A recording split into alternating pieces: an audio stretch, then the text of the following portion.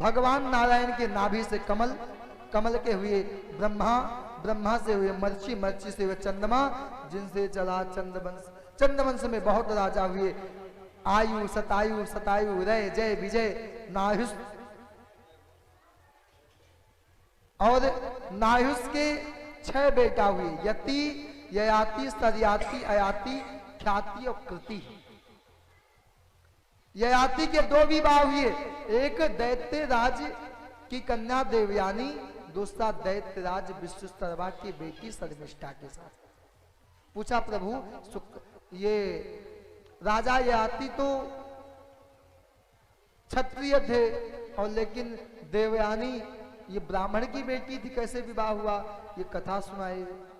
उसके बाद आगे इनके यहाँ पुरु, दुष्यंत, भरत, रतिदेव, बड़े बड़े चंद्रवंश में राजा हुए हैं, जिन्होंने अपनी हड्डियों को अपने मांसों तक कर दे दिया है। आगे चल के कहते हैं कि यदुवंश चला है, अजमिट, देवमिट, सूर्यसेन प्रभृति। सूर्यसेन के पुत्र हुए आनक, दुंदुभि, जिनका नाम पड़ा वासुदेव। वासुदेव जी की 5 बहनें हैं, कुंती, सुत देवा, सुत कीर्ति, सुत सवा और कुंती भोज। वासुदेव जी की 7 पत्नियां हैं। वैसे एक बात है, आजकल हर एक आदमी कहता भाई लोगों ने इतना विवाह कर लिया तो हम भी 2-4 क्यों ना कर ले। अच्छा, एक में आदमी विदेश जाता है और कहीं 2-4 हो तो एक विवाह पे बता दो, एक चोर चोरी करने गया, उसके 2 विवाह हुए थे, एक पत्नी नीचे दूसरी ऊपर रहती थी। रात में चोर 11 बजे पहुंचा और छिप गया। चोर आया और आदमी आया, ऊपर जाने लगा, नीचे पत्नी ने पांव पकड़ा, चलो नीचे आओ। और जैसे नीचे जाने लगा, ऊपर वाली पत्नी ने दाढ़ी मूछ पकड़ी, चल ऊपर आ जा। अब दोनों की खींचातानी में बेचारे की दाढ़ी मूछ एक भी नहीं बची। और सुबह चोर पकड़ा गया, ले गए जज के सामने, मजिस्ट्रेट के सामने। मजिस्ट्रेट से कहा कि तुमने चोरी किया। बोले मालिक मुझे फांसी दे देना, मृत्यु दंड देना, मगर 2 शादी मत करवाना। बोले क्यों? बोले 2 शादी के चक्कर में चोरी भी नहीं कर पाया। बोले एक पांव पकड़े, दूसरी दाढ़ी मूछ पकड़े। माताएं बड़ी प्यार करती हैं, पति के चेहरे पे लग जाए बड़ा क्रीम लगाती हैं, लेकिन जब गुस्सा आ जाए तो क्या हाथों से प्रहार कर देंगी ये कोई नहीं पता। वासुदेव जी की 7 पत्नियां हैं, पैरवी, रोहिणी, भद्रा, मदिरा, लोचना, इला, और 7वीं पत्नी हुई देवकी। और भगवान इस मृत्यु लोक पे आकर के 125 वर्षों तक आके लीला किए चले गए। अब आहुक के 2 पुत्र हुए, देवक और उग्रसेन। उग्रसेन हुए मथुरा के राजा, उनका बेटा जो हुआ उसने क्या कर लिया, अपने पिताजी को जेल में डाल के स्वयं बन गया राजा कंस। कंस अब ये कथा सुनाए, उन्होंने कहा कि भाई ये तो कथा है, कृष्ण कथा। अब आज 4था दिवस है। सुखदेव जी ने कहा परीक्षित पानी तो पी लो। बोले प्रभु कथा में इतना आनंद आया है, पानी की आवश्यकता नहीं, आप कथा सुनाओ। कहते प्यारे प्रभु की कथा आपने 2 मिनट में सुना दी है, अब प्यारे प्रभु की कथा आप विस्तार कीजिए। कहते कथितो वंश विस्तारो भवता सोमस्य सूर्ययौ राज्ञा चाभयन वैश्यन चरितम परमासुतम यदोद धर्मशीलश्चा नितराम मुनि सप्तमम। सुंदर रूप से बताए हैं। और कंस बड़ा पाप करता है। कंस विचार किया यदि एक अच्छा काम कर दूं तो लोग मेरे भी गीत गाएं। उसने अपनी चचेरी बहन देवकी का विवाह अपने मित्र से तय करके आया और कहा मित्र बारात लेके आओ मेरी बहन से। अब कंस ने बहन की शादी में बहुत रोया, इतना आंसू बहाया कि लोग बोले कंस महाराज कितने सीधे हैं।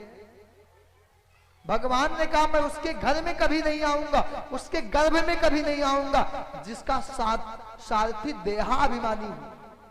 जो लोग जिनको अभिमान होता है ना उनके घर भगवान कभी नहीं आते हैं। आकाशवाणी अरे कंस, अच्छा दुष्ट आदमी की पहचान केवल क्रोध दिला दो, वो अपनी दुष्टता दिखा देगा। कहा कंस इसका अष्टम पुत्र तेरा काल होगा। अब तो सारा प्रेम गया भाड़ में, और बहन के बाल को पकड़ करके नीचे पटका और जैसे मारने लगा। कहते पति किसे कहते हैं? जो पत्नी से रोज झगड़ा करे, वो नहीं। भागवत में अब पाति रक्षति पति, जो सब प्रकार से पत्नी की रक्षा करे। अब आजकल अब ये नहीं कहना चाहिए झगड़ा, आजकल पति एक मारता तो पत्नी दो लगाती। पति पत्नी दोनों बैठे हुए थे, पति ने धीरे से एक थप्पड़ लगाया। पत्नी ने कहा क्यों मारा? बोले पति ने कहा तुमसे प्यार करता हूं। पत्नी ने कहा अच्छा। पत्नी ने दोनों हाथ से धमाधम लगाई। पति ने पूछा तूने? बोले मैं आपसे ज्यादा प्रेम करती ना, इसीलिए। जो पत्नी, अंत में वासुदेव जी ने कहा है कि मित्र, इस तुम्हारी बहन की क्या गलती है? भगनी हंतुमार अबधा कटक खटक पानी कचक रहे, इसने क्या गलती किया? इसके बेटे जितने होंगे हम आपको दे देंगे। बोला ठीक है, जेल में रख दिया, अपने मित्र की बात मान लिया। इधर नंद भवन में चलते हैं, गोकुल में। गोकुल में गए नंद, यहाँ नंद 80 साल के डोकरा है गए, लेकिन कोई बेटा नहीं हुआ। ब्राह्मण आए, ब्राह्मणों ने कहा खिलाओ।